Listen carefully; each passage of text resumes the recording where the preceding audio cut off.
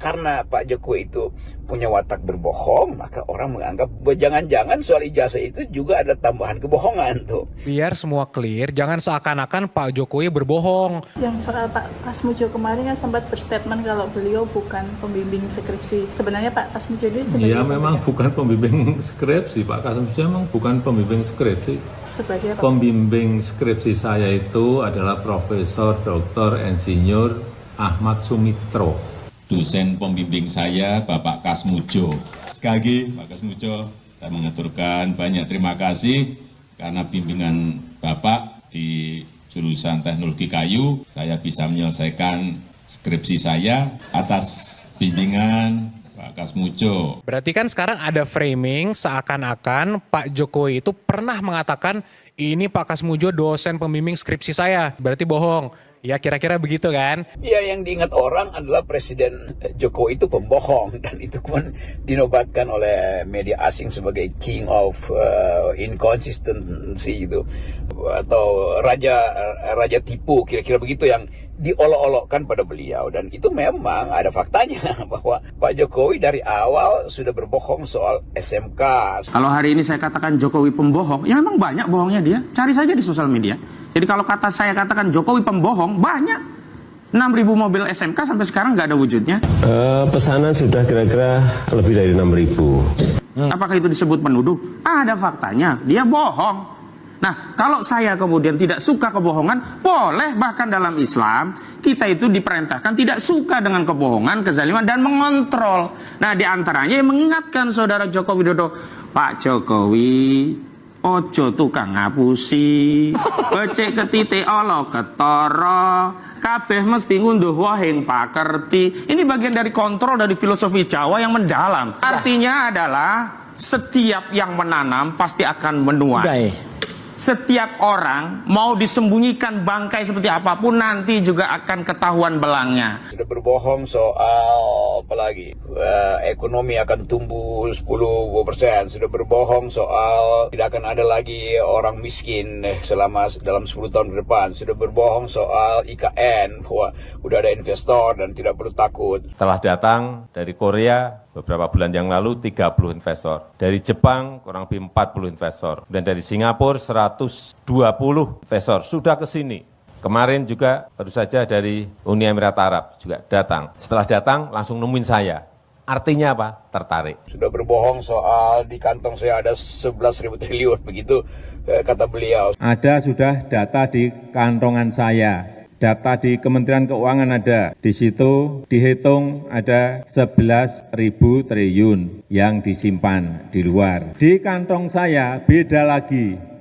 Lebih banyak. Sudah berbohong soal jaminan bahwa macam-macam itu, bahwa akan ada produksi minyak, macam-macam lah. Tetapi fakta-fakta itu akhirnya jadi sesuatu yang menambah kecurigaan publik bahwa jangan-jangan soal ijazah itu juga ada tambahan kebohongan tuh. Lalu tiba-tiba dibawa ke Barreskrim. Oke, kita percaya bahwa Barreskrim tentu punya sistem, tetapi publik tidak bisa diyakinkan oleh sistem itu. Kenapa? Karena watak presiden itu dasarnya tuh, dan tentu masih ada yang menyambung analisisnya bahwa Pak Jokowi masih punya sphere of influence, medan wilayah pengaruh ke dalam kepolisian misalnya. Semua itu juga harus dianggap secara jujur bahwa publik masih mencurigai itu. Kenapa? Karena dari awal ada semacam kesimpulan di benak publik bahwa Jokowi adalah presiden pembohong, dan itu mesti dibuka dulu tuh, apa benar Jokowi datang dengan maksud yang baik. Kalau maksudnya baik dari awal, kenapa nggak 2 tahun lalu sehingga tidak ada kehebohan? Kenapa dari awal orang bertanya terus kenapa ijazah itu akhirnya baru akan dibuka di pengadilan? Apa menunggu semacam suasana politik yang menguntungkan dia? Apa dengan keputusan Barreskrim maka seluruh isu tentang ijazah itu selesai demi hukum? Ya boleh aja demi hukum, tapi demi moral itu akan tumbuh terus kan. Jadi orang tetap melihat bahwa karena Pak Jokowi itu punya watak berbohong, maka orang menganggap bahkan kalau Anda anggap benar, maka mesti dikurangi kebenaran itu atau bahkan dibalik kebenaran itu. Ini udah jadi nasib dari seseorang yang pernah memerintah tetapi menyembunyikan jawaban itu yang dituntut 2 tahun lalu oleh warga negara. Nah kalau sekarang kemudian Pak Jokowi menunjukkan ini yang punya saya tuh. Iya, tetapi problemnya kenapa Anda berbohong selama 2 tahun? Kan kalau Anda jujur bilang aja ini punya saya.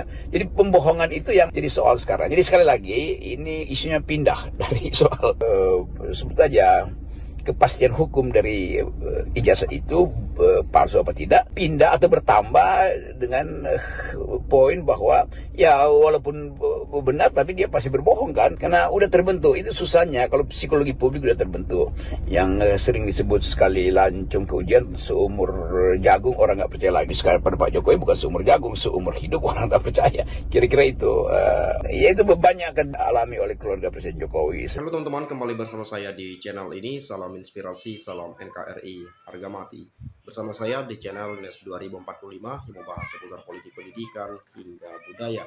Ya, penyampaian dari kuasa hukum atau dari pengacara Pak Jokowi soal polemik tuduhan ijazah palsu, dan kemudian penyampaian Pak Jokowi dan juga Bung Rocky.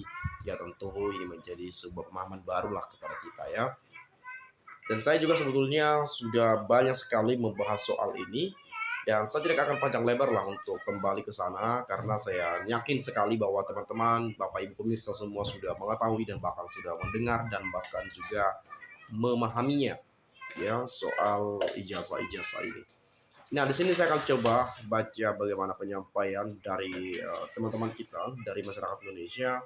Tentu penilaian-penilaian ini menjadi satu masukan kepada kita soal polemik tuduhan ijazah palsu ke Pak Jokowi gitu ya. Nah, setelah terbukti pembohong, pemuja Jokowi nggak berani unjuk gigi ya. Kemudian di sini satu-satunya mantan presiden yang dihujat rakyat habis-habisan dalam sejarah Indonesia. Separah-parahnya rejim Pak Soeharto, tapi tidak separah ini banyak dihujat gitu ya. Dan tidak ada anak-anaknya Soeharto jadi wakil presiden. Nah, itu yang menjadi banyak penyampaian orang gitu ya. Separah-parah, makanya dikatakan dalam sejarah Indonesia baru kali ini gitu ya itu terjadi. Nah, kemudian makin yakin ijazah Jokowi palsu karena foto yang ada di ijazah Jokowi bukan foto dirinya, tapi foto Dumatno. Kata Jokowi, Pak Kasmujo adalah dosen pembimbingnya. Tetapi setelah Pak Kasmujo membantahnya, baru-baru ini Jokowi pas diwawancarai akhirnya mengakui kalau Pak Kasmujo memang bukan dosen pembimbingnya. Ya, pembohong sekali orang ini. Padahal tahun 2017 lalu dia mengatakan bahwa Pak Kasmujo adalah dosen pembimbingnya gitu ya. Iya itu, udah kelihatan kali bohongnya ya. Rekam jejak digital itu nggak bakalan bisa dibohongi walaupun setelah berpuluh tahun atau ratusan tahun. Kalau rekamannya masih ada, jejak digitalnya masih ada, ya nggak bisa dibohongi ya. Aneh tapi nyata, daftar kebohongannya sudah segitu banyaknya, tapi yang namanya ternak tetap tidak dapat melihatnya. Kebohongan yang berulang-ulang kok masih ada yang membela.